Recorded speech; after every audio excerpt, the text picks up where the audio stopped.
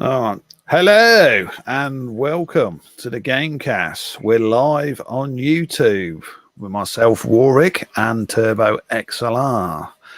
How you doing, Turbo? What you been Yeah, up to? doing fine. Just going through the chaos that is the launch weeks of both the Xbox and PlayStation new console launches. It's quite a nightmare out there with all that's because trust me, it's like this every new generation. It's like people who don't pre-order the machine and just assume that there'll be spare stock just waiting in the back for. It's like, nah, Nah, it's not going to happen, is it? no. It's like a lot of Christmas is ruined. Yeah, Essentially. I mean, must say, I mean, I was very lucky. Like it says, I got my PS5 and I got it out of the box and I set it up and I turned it on and I was actually praying it was going to be all right. And I turned it on and then I put the updated the firmware on it, and then I put Astro's Playroom, and then suddenly got the black screen of death come up on the screen. I was near physically crying. I thought, no, like this. So I had to hard reset it and put it back up. I got the patch on the Astro's Playroom, and then it worked fine. And then I installed all my games, you know, Godfall, Miles Morales, Spider-Man, which looks amazing. And like it says, people say you need a 4K screen. It's crap. 1080p, you see the difference on that. And of course, PlayStation 4 games run like butter smooth. But yeah, that's enough about my PS5. Which, by the way, every time I put a video up now, it's quite funny because people say, "Where'd you get it from? How'd you get hold of it? Did you use a bot?" And all that. You know, they always. No, I said, "No, I used. No, you lied. You lying. You must have cheated to get hold of it." I said, "No, I didn't. I just put a pre-order in and I got one. That was it. I'm just waiting for somebody to offer me £5,000 for it. You know." But Don't get me started on all the scalpers out there that's been taking any and all kind of like orders off either the PlayStation or the Xbox and trying to hike them online and get some stupid amount of price for it. So especially, it was very rampant on Facebook from my perspective because it was just the cheek of it. You know, you buy this brand new console and then you try to try to make some money off of it immediately after you get it, with no intention to kind of like play the system. What the bloody heck are you in here for? It's like you're essentially stealing a unit from someone who actually legitimately wants to get it. You know, and that just annoys the hell out of me. I mean, I can see the reason why they're doing it because they just want to make an easy killing for a lot of money out of it. But if they were say like, the machine's about £450, the PlayStation 5s, and roughly the same with the Series X's. But if they were said, right, we're going to sell it, but we're going to sell it, say, for £100 more, that's not too bad. But when you're talking about the scalping for, say, £1,000 and £2,000, I mean, come on. Nobody's going to pay that, not unless they're physically stupid, you know. But what gets me is, why hasn't eBay done something about this? You know, well, it's an ongoing problem. It's like eBay just has no kind of like it's the same for Facebook. There's no real kind of like way of like stopping people from doing that. I mean, you could report the thing multiple times, like until a listing gets so many reports to get the attention of the kind of like moderation teams and whatnot. It's free game. But no, I just wish that they would change their terms and conditions to actually have like a grace period for for like brand new products, like products that have only just been released cannot be put up for sale on through private sellers, not just private sellers, not like shops and stuff like that.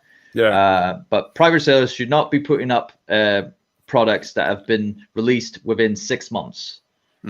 I think. So that way, during that time, if it's like within that 6 months, stock will be back in the actual stores again and whatnot. And that's essentially what will happen eventually. I don't know about this current situation that we kind of go through and whatnot, where the factories are not running at optimal kind of like production like it would normally do. Yeah. So, we might not see a steady flow of stock come back for both the new consoles, within that 6-month period and whatnot. I mean, I'm trying to be optimistic, but sometimes, it's like you can only hold so much optimism and, have to see reality. The way I look at it is now Xbox and PlayStation could actually do something about this, because when you put in, say, pre-order an Xbox Series X or pre-order PS5, you could do something like they could make you like sign some kind of a contract saying that if you pre-order our machine, because we know we ain't got much stock left, we can't get hold of much stock. If you pre-order it, you're under a license that you cannot pass that on for a higher price. And if they find out, it's like a non-disclosure thing sort of thing. But I think it's something like that, a contract where you're saying if you buy it for your own personal use, you cannot sell it. And if we get notified that you're selling it on eBay, you could be fined for doing it. That would sort out these scalpers. But I mean, they could do something, because at the moment, like you says, when you pre-order it, it's still owned by them. They own the hardware, and they can decide what they do with it, who they sell it to. So they could do something like that, and that would stop these scalpers, especially with graphics cards, as we know, with the 3080 and the 3090. So that could easily do that. I mean, they have non-disclosure stuff for when you're reviewing a video game, before it's released. You can't talk about it, you can't do this, you can't do that, and you're not allowed to. As a contract you sign with the NVIDIA or AMD. It could be the same with PlayStation, Xbox. We're giving you the right to pre-order this. So you get one, but you have to, for the first, like you said, for the first few months, you're not allowed to sell it. If you do, especially for a higher price, and then if people say, yeah, but how would they know that you've sold it for a higher price? Well, the person you're going to sell it to could say, right, you ever put the price down, as I'm going to tell Sony and Xbox you're trying to rip me off. It could be something like that. I would sort out the scalping, but maybe. Well, something's going to have to happen about it, because, I mean, it's like he says, it's the gamers that's getting screwed over it, especially from Series X and PS5. I know they say, well, it's not really the scalper's fault, right? They're selling something. It's the person who's stupid enough to buy it is the person who's really the stupid one. But some people have got that much money, they can say, right, I can buy anything anytime I want, and they can do it. And that's what these scalpers rely on, but it will never stop. And long as there's a market there, everything's up to be sold. So everything's up for, if you buy something, it's your right to make a profit on it if you want to, but it's not fair on real gamers. But anyway, let's move on to the main news. This is the first one. Sony has confirmed that it will bring variable refresh rate (VRR) support to the PlayStation 5 in preferably the next firmware patch. Now, this is something the Xbox fanboys have been going, oh, we've got VRR. You haven't got it. You're crap. Right? But this is something they could do, and I'm assuming that if they are going to bring variable refresh rate to the PS5, sooner or later they will support 1440p. Now, there's been a lot said about this 1440p resolution for monitors. People want to play the PS5 on a monitor. But what you got to understand is it wasn't supported on the PlayStation 4 Pro. It was no need to be supported. Nobody ever mentioned it on the PS4. But now it's PS5, they do. But because you might remember what they do is PS5 is mainly geared up for either a 1080p screen or a 4K screen. People do use monitors like 4K monitors, but 1440p, there's loop arounds to doing it. I know there's plenty of videos showing you how to do it, but variable refresh rate will be coming. So what do you think about this, Turbo, on this? Well, it just questions the fact, and it's like, why didn't they have it as part of the kind of like features of the PlayStation to begin with? You see that I don't understand that where companies announce all these things, but yet they still want to add more later on. And it's like, why couldn't you have the product, complete from the get-go on launch to try to compete against your competitor? And that's the whole thing about this. This is obviously Sony trying to compete with Microsoft again. So I don't know why they couldn't just have this straight out of the bat.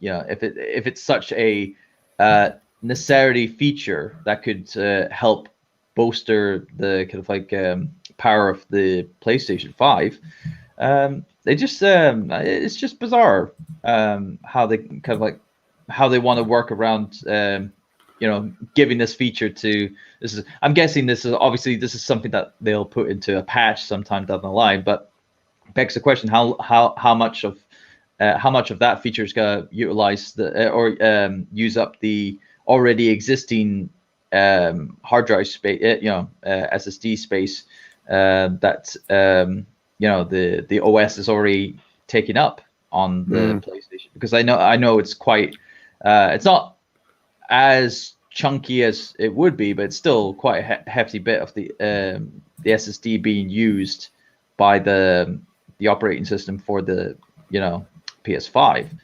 But that's the same for the Xbox as well. So but nevertheless, it's I don't know how to feel about it. It's like PlayStation having a feature that could have been there from the start. I'm going to say, yeah. But you see, the way I see it is this, like I say, Sony is, how can I put it? They've always wanted to be like the same thing with every console. I suppose they did it with the PS3, PS4, 1080p. I mean, PS3 wasn't 4K, but PS4 was 1080p or 4K upscaled, 1440p. So this is what makes me laugh, because most of the games on the PlayStation 4 were made preferably in 1440p and then upscaled to 4K, because especially on the Pro, because it just couldn't handle a pure 4K signal. And now we've got PS5, which they're trying to make sure that it is, being run on a 4K screen. So it's just weird, but like it says, they can do it. They can do it. It's very easy. I mean, it's only a variable refresh rate. I mean, I've always wanted a faster game rather than a more prettier game, really, myself. Yeah. So if this is just to help, kind of like help, make that refresh rate obviously better and whatnot, to make the games run faster, then so be it. It's like because that's what I want in a game. I want to have a game as clean and smooth as possible. But I don't want it to be like the absolute the graphical kind of like fidelity of a cinematic CGI movie and whatnot. It's like, because it's like graphics is not always going to be the be all to end all. It's got to be how the game runs. If the game is running shite, then it's like there's no point for the for it to be on the platform. You need to have that solid kind of like rate to it.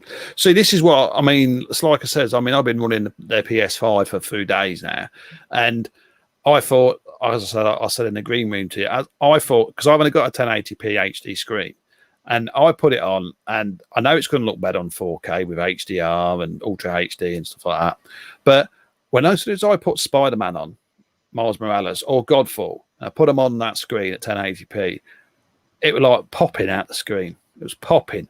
You could see the pixels. You could see everything on the screen. It was amazing. That's only on a 1080p. So it just looks amazing. So I could tell the difference. And of course, when you're playing 4K games, PlayStation 4 games, the frame rate is solid. And it's just like playing a new game. I suppose that's the same with the Series X as well. But to me, it's like I says, the PlayStation 5 should have been the PlayStation 4 Pro. That's the kind of update they should have had. Same with the Xbox One X. That's the kind of thing the Series X should have been the new Xbox One X, if you get what I mean. That should have been the upgrade. But like he says, I'm well happy with the PS5. It's opened my eyes to what quality it can get. So, and of course, we're going to move on to another thing now, which has been talked about. This is not going to turn into a fanboy war shit, but we're going to have to talk about this. Now, hang on, hang on, he's put the wrong one up. There it is. Right. Now, we've had Digital Foundry come on, and we're saying Assassin's Creed Valhalla performs better on the PS5, which it did. We know that the development tools were given to the PlayStation 5 developers first, and that's the reason why the Xbox fans are saying it. That's the reason why the Assassin's Creed Valhalla version on the Xbox isn't as good as the PS5. That's all well and good. And it says within a few months they will catch up and be on par with the PS5. Now, I say this, that's all well and good. But if I'm going to say 6 months' time, right? We're going to revisit this, and I say this: in 6 months' time, they're going to be able to. They will have more time on the PS5 to make the PS5 development tools better. So I'm going to do one, Turbo. I'm going to do a Warric prediction. All right. Here we go. In 6 months' time, I'll still say multi-platform games will run better on a PS5 than a Series X. Because when the PS5 was launched, I always said it was down to the SSD.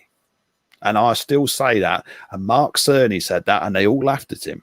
Now, Mark Cerny is one of the most brainiest blokes in the world. He's a math magician bloke. And he says, games that... If you've got a fast SSD, it's the same with PC technology. It's the same with PC. If you've got an NVMe SSD in a PC, you can load in about 10 seconds. The Windows will boot straight up. You're into your operating system. Now, if you're streaming in data at a faster rate to your CPU or your GPU and your RAM, it's going to mean that you can hold the frame rate better and you can sustain that frame rate where it dips because it's streaming the data in the background. That's the reason why the PS5 was trouncing the Series X on Valhalla, because it was streaming the data in quicker. It's all due to the SSD. Now, we've had another review, of course, of Dirt 5. That's a bit more equal. But like I said, I say this, in 6 months' time, when the developers have had time to work with the Series X with the dev tools and be able to utilize the power of the Series X, it probably will get a bit more nearer the mark. But I say this, for a PlayStation that's meant to be 15% weaker than the Series X, it trounced the Series X by 20%. And that's a fact, because Digital Foundry have some of the best tools to do frame rate and tearing and everything. So I say I will revisit this in about 6 months' time when there's a lot more multi-plats been released, and we will see if the Series X catches up with the PS5, or, as I predict, the PS5, as they utilize more of the SSD on the PS5, it will push further and the PS5 will have far superior multi-plat titles on that machine. But we're going to move on to some things that Turbo likes to talk about, and that is sales figures. Right. How you doing, HMS Duke of York? How you doing, bud? PS5 and Series S and Series X sales in Japan. Yes, the land of the Orient. And PS5 sold 118,085 units in 4 days in Japan. The Xbox One S and Xbox One X sold 20,534 units in 6 days. Now, we know Japan is Sony's hometown, so I can't take anything away from Xbox because they're still trying. But as I said to you in a podcast before, that Nintendo and Sony are Japanese companies, and Japanese people always support their brand. So what do you say about this, Turbo? I mean, what's there to talk about, really? It's like it's expected to have this kind of like, sales figures for the PlayStation 5 and the Xbox it says there Xbox One there, but you meant to say Xbox Series S and X. But oh yeah.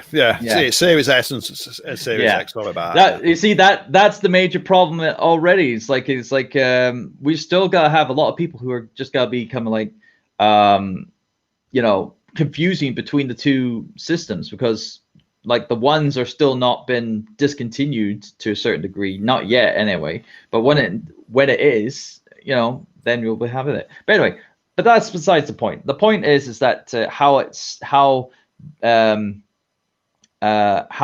still the factor that Xbox have still not been able to break through that Japanese ground, and they've been trying for for 20 years, like well over 20 years. Yeah.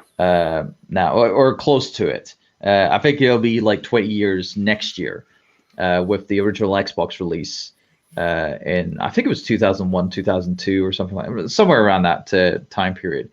And Microsoft, for the life of them, will not give up so much in that market. But it's a dead market for them. They cannot for the life of them be the number one in that there, or even the number two for that matter.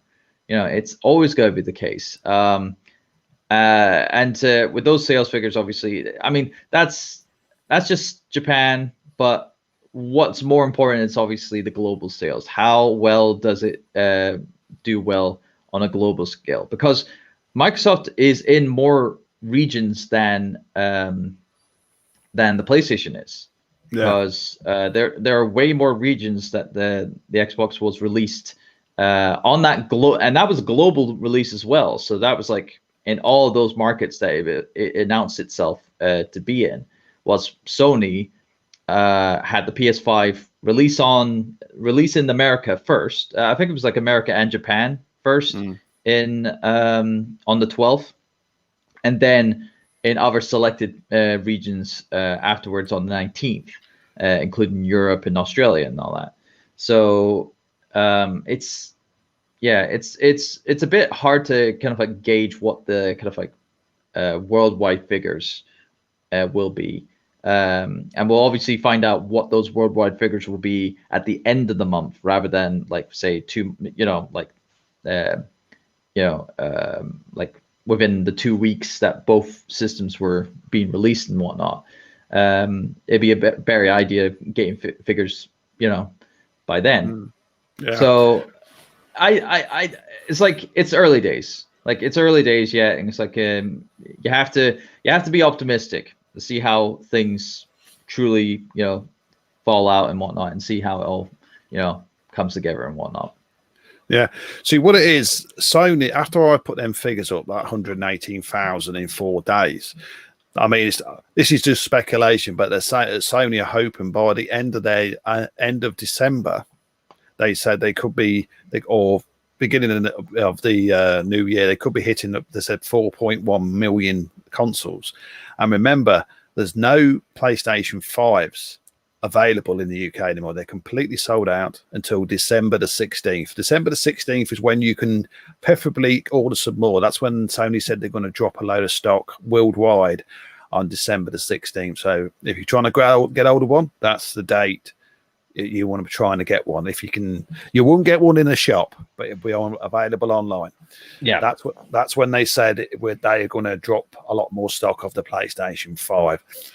So, right, we're moving on. There's a lot of Sony news this week, people, by the way. I've got some PC and multi-plat news at the end, but we'll see.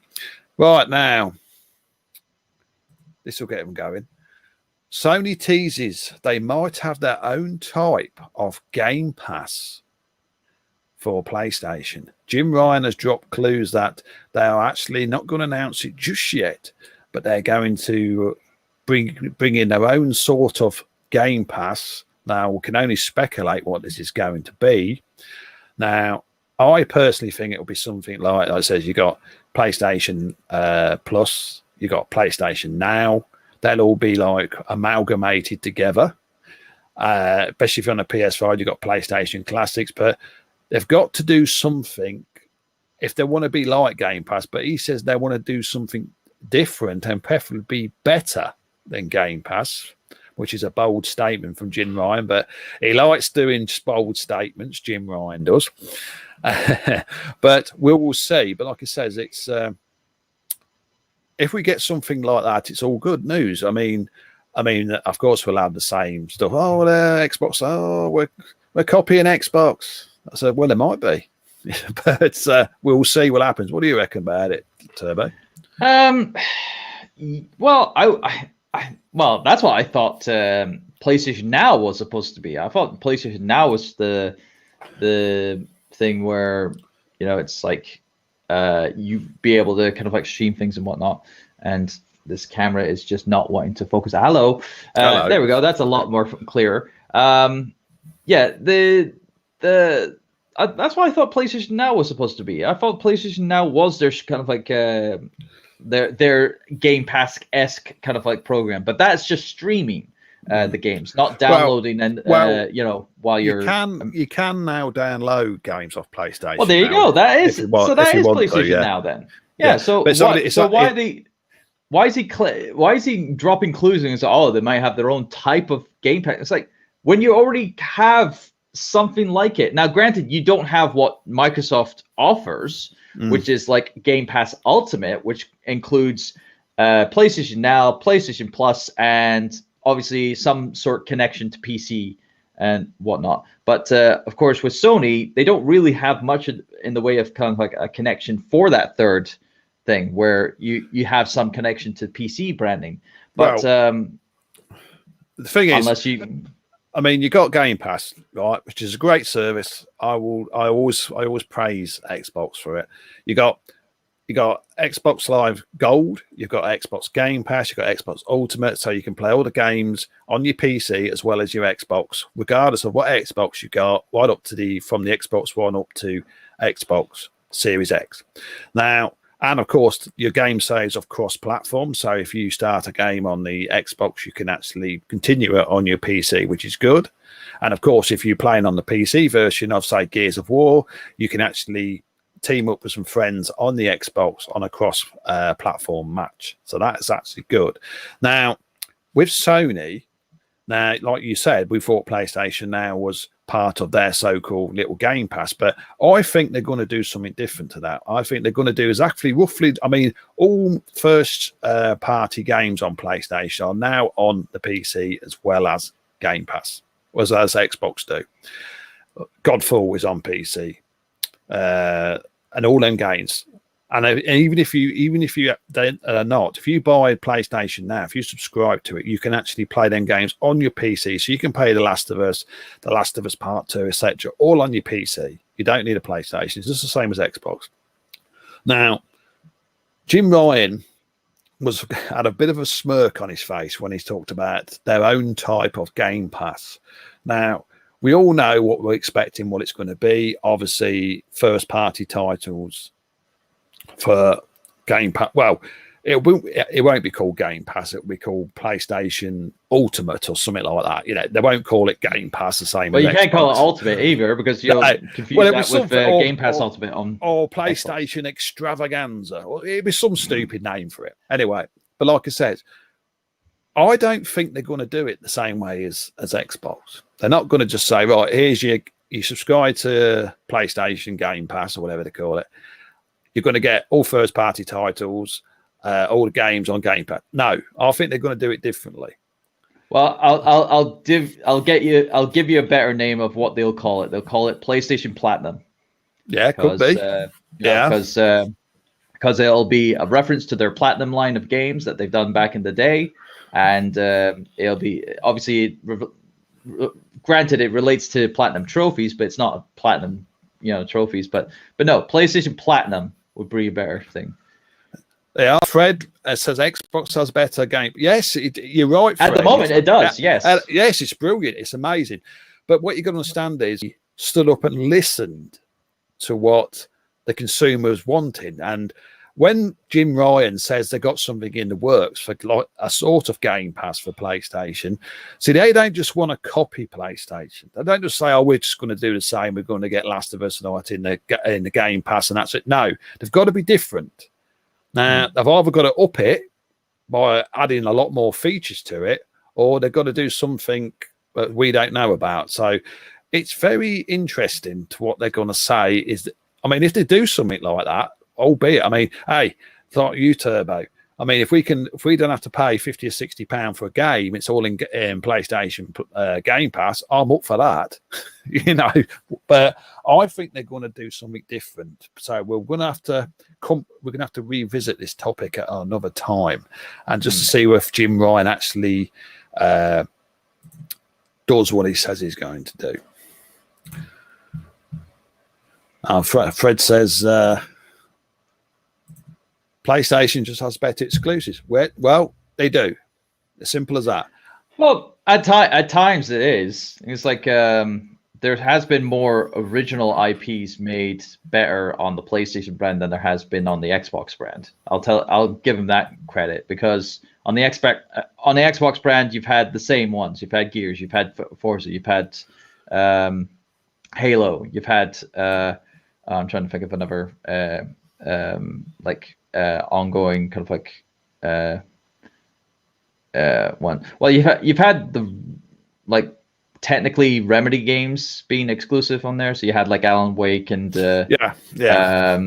Quantum Break and whatnot. So but no, on the PlayStation brand, you've had a lot more kind of like new IPs created during the tenders of the PS3, PS4, and soon PS5. So yeah, I could probably agree with that. That Sony does have more better exclusive, because they make brand new IPs. Like they don't single themselves to just focusing on the same brands or same properties that they kind of like cruise on, like what Xbox has done in the past. Now, the thing is with exclusive games, we all know what exclusive games are for. Therefore, to draw you to a particular platform, so you buy that platform. Now, we know PlayStation have Last of Us, Uncharted series, etc., which are great games. And we know that Xbox has Gears of War, Halo, which are equally as good games. But people choose their own. I mean, this is where all the fanboys start. Then it's, oh yeah, we've got Halo, and you know. But the thing is, if you want all the games, you have to buy the consoles. I mean, you have to buy an Xbox if you want Halo. If you want Last of Us, you have to buy a PlayStation. It's just not going to be. PlayStation is never going to be on Xbox, and Gears of War is never going to be on a PlayStation. That's never going to happen. Doesn't matter what you do. And the same with Nintendo. You're never going to get bloody Mario on a PlayStation, not for as I know, or Zelda. So that's why they have individual consoles. I mean, if you can afford to buy all three consoles, great, you're set. You are a official gamer then, because you don't have to worry about fanboyism, because you can play it all. And of course, PC, that can play majority of Xbox and PlayStation and Nintendo games. So PC's got a bit of a taste of all three. But like I says, exclusives are good, but I can see why people don't like them, because like it says, it segregates people from one platform to another. And if, like it says, if you can only afford to buy one platform, i.e. an Xbox or a PlayStation or even a Switch, fair enough, you're only limited to that console's library of games. Hang on, we've got another chat. We've got another comment. When it comes on the screen. Drunk Gamer's in the house. He's a PlayStation guy. I started off playing more. Hang on, some of the highlight. I started playing more PlayStation on PS3 because of the exclusives. Well, that was the same with myself, because what was it? The game that got me to buy a PlayStation 3 was because it was only exclusive to the PlayStation in the Western market. The release of No More Heroes Paradise. So, you know, if it wasn't for that exclusivity, and that wasn't even a Sony thing, that was a Konami thing. Konami got the publishing rights for that, but decided to just make a PlayStation version and no Xbox version, just for that simple fact.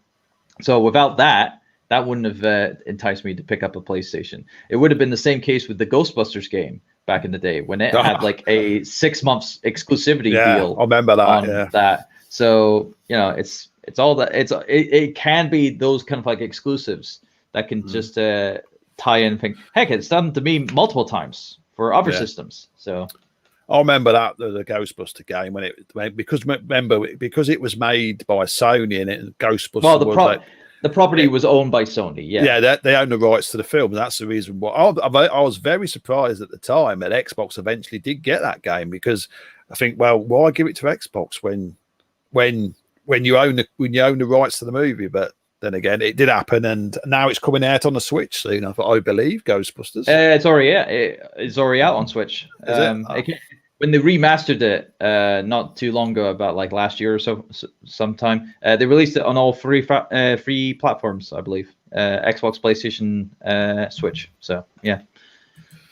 I bought a new 360 after I got robbed just to play that Ghostbuster game.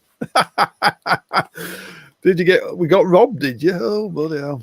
I don't know if he's confusing that with the one that's tied to this 2016 license. We're talking about the Ghostbusters the video game that had the original like 1984 cast in it and whatnot. We're talking about that entry, not anything else.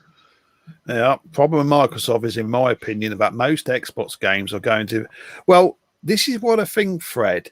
Now, is it a problem? To me, it's actually an advantage, because if I can get a game like say like Cyberpunk 2077, right? When that comes out on Xbox, granted, it's not in Game Pass. So let's talk about another one. Say Gears of War. Like it says, you can play it on your Xbox, you can play it on your PC, right? You got the best of both worlds. And if you want to see it if you want to see the best version of the game, it's always going to be on a PC, regardless if it's a Series X or PlayStation 5. PC is always going to be the most superior platform on anything, especially if you buy a brand new gaming rig. We all hear the talk about, the Xbox has got 12 teraflops, the PlayStation 5's got 10. Yes, but if you buy either an RTX 3070 or 3080, we're not talking 10 or 11 teraflops here. We're talking in the 20s. The RTX 3080's got 29 teraflops, which is more powerful than the PS5's GPU and the Xbox GPU combined. So I would always love to see a game on a PC just to see how good it can really be.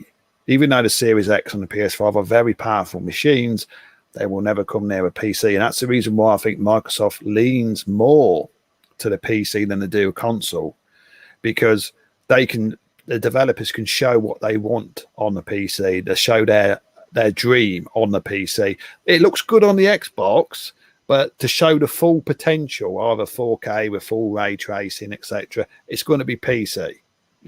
That's where it's going to be. Right. So let's go on to another. Now, this is actually a bit of a rumor, but it's meant to be a game that's been in development since 2017. And now this will probably be on multi-platform, probably Series X, PS5, PC.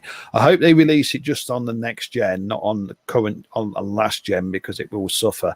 Now, Crisis 4 has been spotted with leaked documents, but it could be a battle royale, which means it'd be like something like Apex Legends, that running about in nano suits. Now, me and Turbo had a bit of a talk about this in the green room. Could this be Crytek's version of Halo?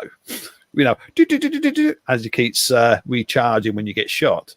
So what do you think, Turbo? Yeah, like I was saying before we went live, that's what I'm thinking. This will be the competitor for Halo Infinite whenever that comes to pass. Now, granted, we haven't had any official announcement or any kind of like trailer to reveal that Crisis 4 is and still in development and whatnot. But it's not saying that they aren't, because Crytek are always working especially with their engine, because they're always licensing it out with to all those developers and stuff like that. So they're essentially like Epic. They're just basically, you know, working on everything but their properties at the moment. But if they are working on their properties, they're working it on private. The how I feel like Crysis going up against the Halo franchise. I mean, I think that's how it spawned off to begin with. I would have thought. It's like they had when Halo made the scene, and it's like, okay, then now we need to well, that's the case of everything. It's like everyone's like, we need to make a Halo killer. And it's like we need to, you know, kill this franchise with our franchise and whatnot. And that's essentially what Crysis was. It's just it was for the PC market, and what, of course, you know, it tried to be boasted as the most powerful game you could never play and whatnot. But nowadays, obviously, they're trying to think, okay, we need to, if we want to make some kind of like notoriety and some money out of this, we need to, you know, essentially copy what's popular. And of course, what's in the moment? Battle Royale games. Yeah. I mean, it says it's going to be a free to play. I mean, fair enough. I mean, it could be fun. It could be fun on the Xbox and the PC and PlayStation, but it's something that it's too many of them. Yeah, that's the problem. It's another first-person battle royale game. We've had too many of those. That is correct. Frederick just said it in there, and the problem is that you have the schematics for a battle royale. Put it into something more interesting. That's what Tetris did. That's what Nintendo did with Mario for his 35th anniversary. They've made the battle royale game like blueprint basically fun by changing the aspect of what it's involved in. If you throw it into a puzzle game, throw it into a platforming game, throw it into, I don't know, a racing tile, you know, something like that. It's like anything like that. That, you know, freshen it up a bit. Can it run Crysis? Yeah, that's the thing. That's the thing, Drunk. Right? That's actually quite a funny that is, because I mean, even today's PCs. I mean, the new remastered Crysis. It's even the top end rigs, you know, 3080s, 3090s. They can play it, but they're still struggling even today. Yeah, now, they can't put it at max settings. Like, that's the thing. Yeah, this is the thing. Is, I mean, do you think Crytek's actually just doing this on purpose? You know, really unoptimizing it just to do this on purpose. You get that from every developer. Every developer out there has those kind of like those egos. Or it's like, right, what can we do to make ourselves? Because that's the same with the guys behind Serious Sam. It's like they don't want to be like your typical kind of like developer. Devolver are like those out of the way kind of like kind of developer / publisher and whatnot that just want to do their own thing. Same with Rebellion as well, with the Sniper Elite series. You know, they want to do their own thing, and that's why you've got the Sniper Elite series and the Zombie Army series as well. So, you know, it's like they like doing their own thing, and they want to stand out from the crowd, and that's what Crytek is what they want to stand out of the crowd as being the beefiest developers, to say, look, we've got this game, and you can't run it at the maximum. It's like that's their shtick, essentially. Yeah. The thing is, I mean, what a thing to have is we've got the greatest game ever, but it doesn't matter what hardware you've got, you can't run it. It's like, it ain't much of a sales pitch, is it? I mean, come on. But it's just something. It's something to brag about. And it's like that's always what the case is for the gaming industry. It's always about bragging rights. You know, it's like it's like if you didn't have bragging rights, we wouldn't have all these kind of like esports competitions where people are just like, you know, showing off how good they are at a game. Like, you know, so that's the same for developers. They want to show off how good they are at developing, and if it means making a game that cannot be run at its intended, you know, at the maximum that it can possibly do, so be it. It's a selling point, essentially. It's playable. It's just not at the max, not at the highest possible point you can imagine. So I'd just like to welcome in SOS Gamers into the Gamecast on the chat. Welcome in. And of course, I hadn't officially welcomed Frederick to the stream and the Drunk Gamer.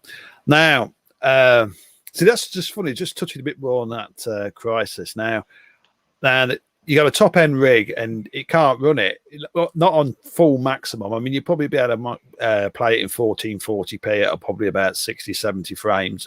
4K is really strutting it. But I actually had a bit of fun with a real top end PC gamer, and he's got an RTX 3090, real, water cooled liquid system, and he says he can run Crisis on 4K, but I think he gets about 60, 62. I says, yeah, and I was running it on my Xbox One X last week, like that, and it runs perfect. He said, oh, no, can't run me. I'm PC Master Race. That's it. But anyway, but like I said, I will like to see that. Thanks for dropping a lot, SOS.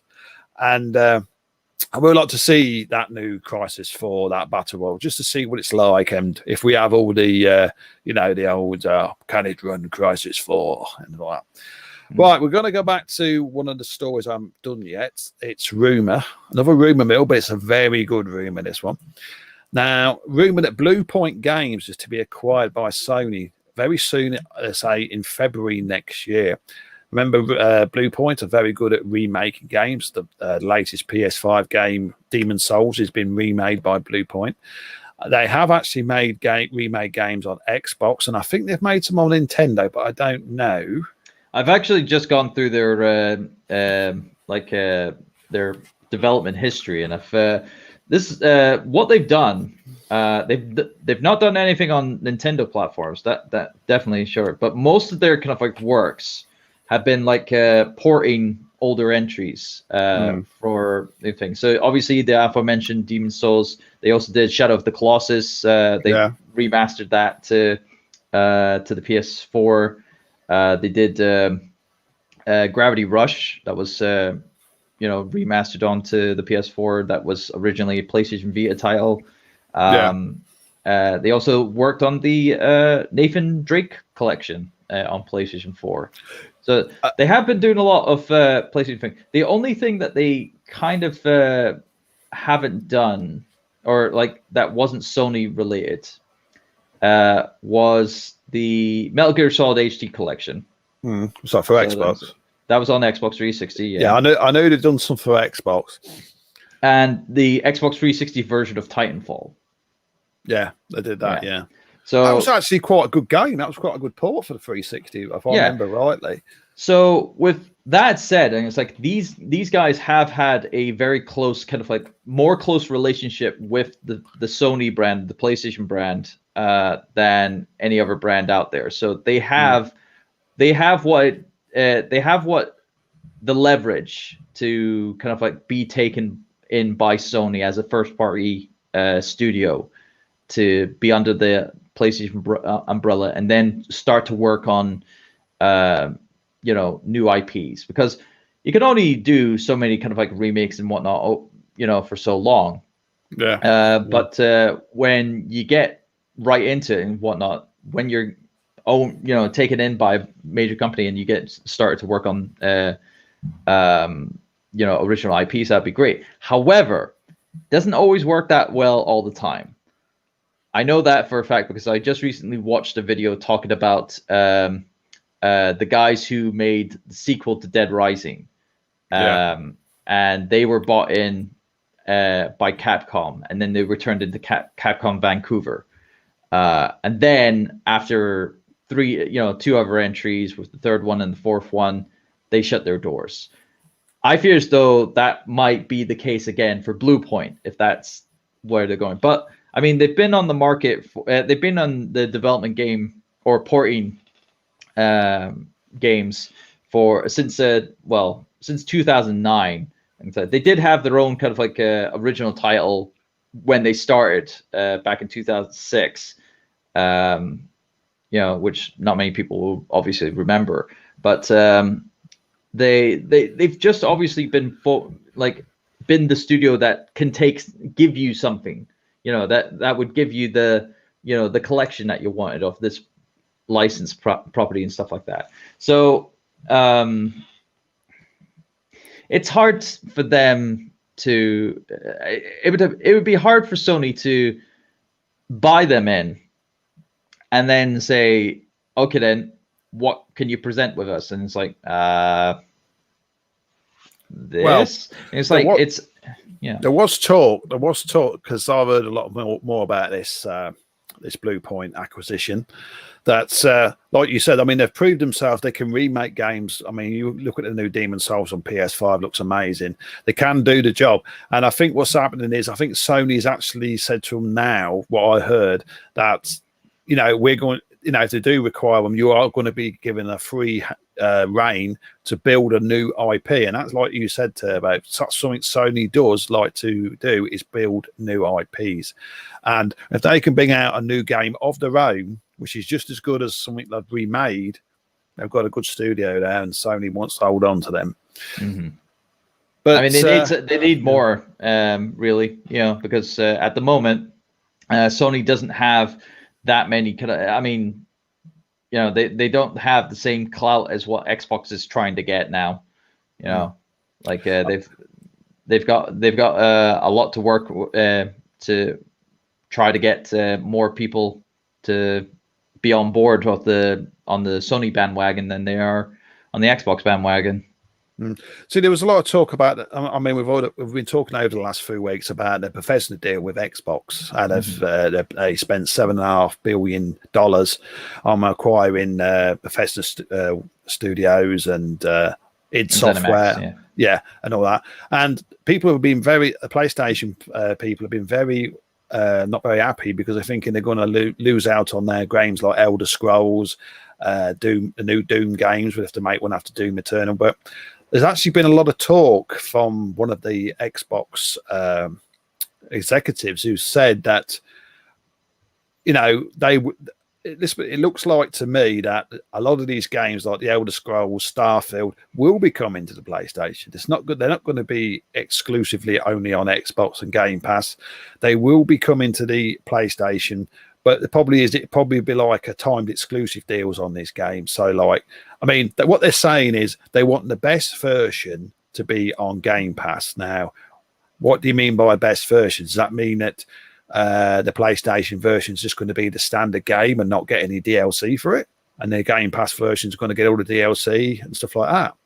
But they are not going to leave PlayStation out the door. That's a fact. I reckon we will see the likes of Elder Scrolls 6 on PS5 or whenever or PS6 if it takes that long to make. And things like Starfield, and I still think we will see Doom. I still think games like that will be coming from id Software to the PlayStation, because it's all to do with what contracts, isn't it? I mean, going back to what you said about Remedy. Now, when Remedy first, when Microsoft, as I thought, acquired Remedy to making Alan Wake, which was only at the time a PC only game, and then Microsoft wanted something to be made for the Xbox, so they bought, as far as I was concerned, they bought Remedy, the company, and that was the end of it. But then I found out, no, they didn't. They just bought like an exclusive on the Alan Wake games. I mean, then they made Quantum Break, and then all of a sudden they made Control, which is, that's on PlayStation. So obviously they don't own Remedy, the company. They just like license different games for it. So this is what I mean about, is this going to be sort of the same deal with Bethesda? Fair enough, they own the company, but they did the same with Remedy as far as I'm concerned, and we still got to start seeing some of them games. And now, because Remedy is making games like Control, are we going to eventually see the likes of Alan Wake come into the PlayStation? Because there's been a lot of rumors there as well for that. So this is what gets me about exclusive games, or are they exclusive? So it all involves of what kind of like legal agreements and what contracts are written. and thing. We'll never know the finer kind of like points of it and whatnot. So anyway. Well, Fred says, the only thing I hate about today is the pay-to-play multiplayer. What do you mean by you on about Xbox Live and PlayStation Plus? Fred, is that what you're on about? I mean, if it's the subscription services on consoles, fair enough. You know, because I mean, most of the time on PC, you're not paying anything unless it's like an MMO, like more, WoW and various other, titles. And it's like you can pretty much play any PC game without paying a subscription to it.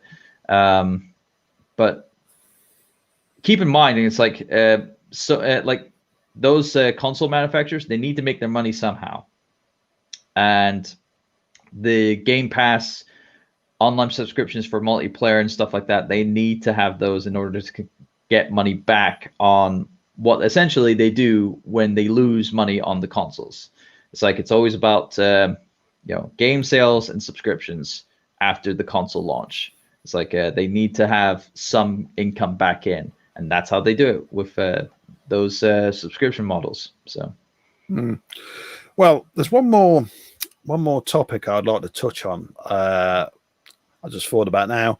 We all know about the digital consoles and the standard Blu-ray normal consoles where you buy the disc for. Can you see a time where eventually they're going to discontinue disc-based consoles and just go totally digital? Now, I personally don't think they will, because there's too much money in the disc-based market. And I quite frankly, at the present time, don't want to go fully digital because at the present time, it's too expensive. So what do you think? If you told me this if you asked me this 5 years ago, I would have said no. Now, the how things have happened where, we've been in this lockdown situation and whatnot, and a lot of people weren't able to kind of like go out and pick up a physical game and whatnot. Granted, people were ordering a lot from online, but most of the time, a lot of people were using their credit cards and debit cards on the digital services to pay for those kind of like for those games. And that's obviously slightly given a bit of a boost to digital games. Now, personally, myself, I still want physical media. Yeah, I want physical media to still be front, because that's something that keeps things tangible. Because I want to have a tangible piece of material to say I own this and whatnot. But game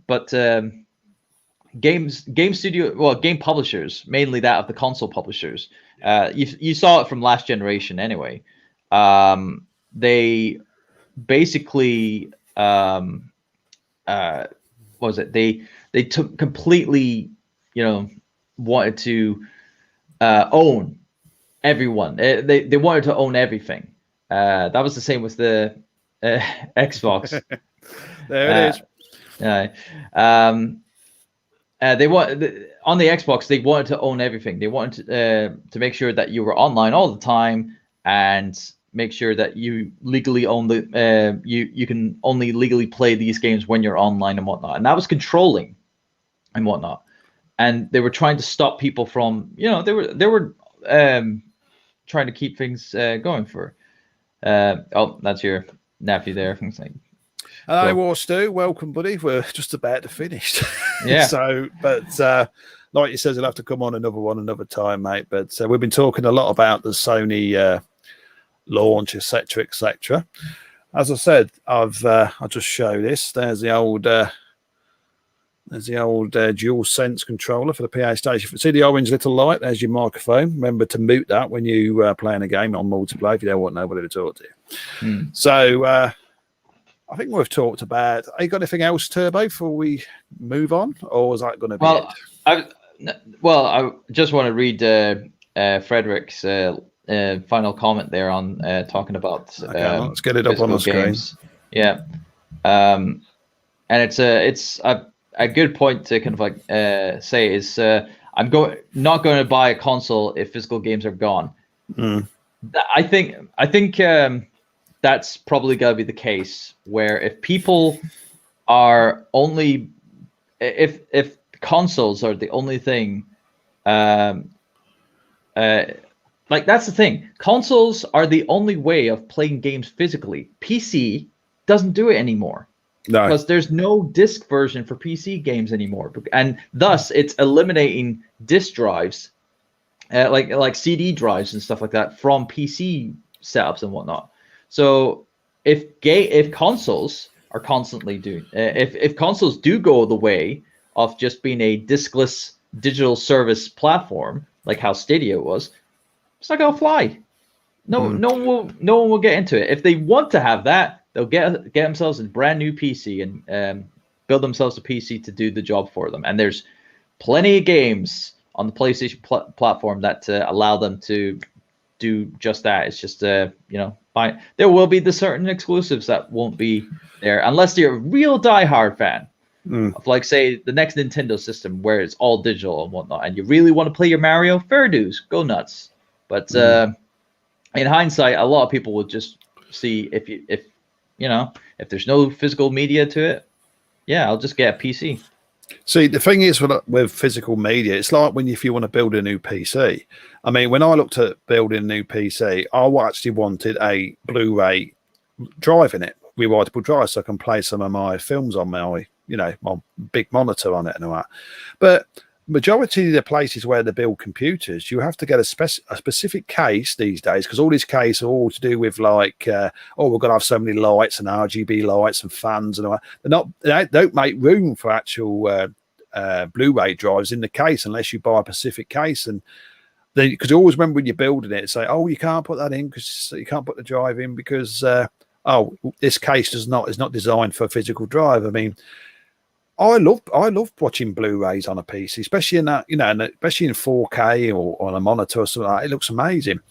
But let's have a look what we got here. So, like I says, Fred, I wouldn't say I'm with you, because I know his PC is for digital only, but I can't see that, especially with the Blu-ray. I mean, what you got in the PS5 and the Series X, you've got a 4K Blu-ray drive which can play top end 4K films on a 4K screen. I mean, you're getting state-of-the-art media in your console. So, it was always the same with, remember when the PlayStation 2 come out, right? And DVD players were about, why buy a DVD player when you could buy a console and a DVD player combined in one go? And that's the reason why the PS2 sold so many consoles. Then they moved on to the PS3, which was Blu-ray. God, I've got a Blu-ray player now in the PlayStation, so they bought it.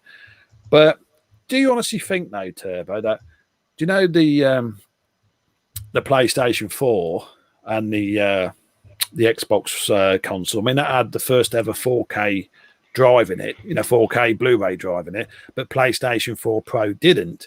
Do you think that was a bit of a mistake by Sony not putting a 4K drive in there? Do you think that would have pushed sales even more?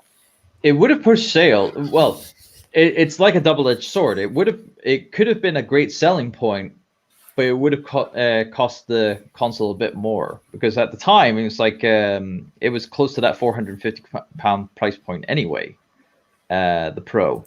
So if it had that feature, it would have put it up even more. I could see game stores might shut down one day. Physical games have got, well, there you go. That is a possibility.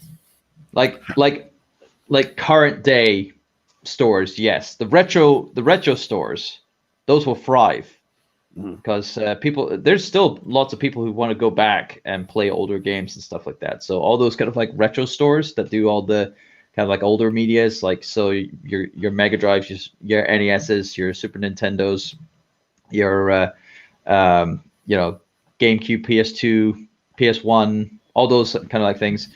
Those stores will thrive if all the modern day retailers kick the bucket. So yeah. So I think that, well, if you've got nothing else, Turbo, I shall wrap it up. And what we'll do is I shall Right, so if you want to shout yourself out on your social media, I'll put it on the screen. So where can people find you on social media, Turbo?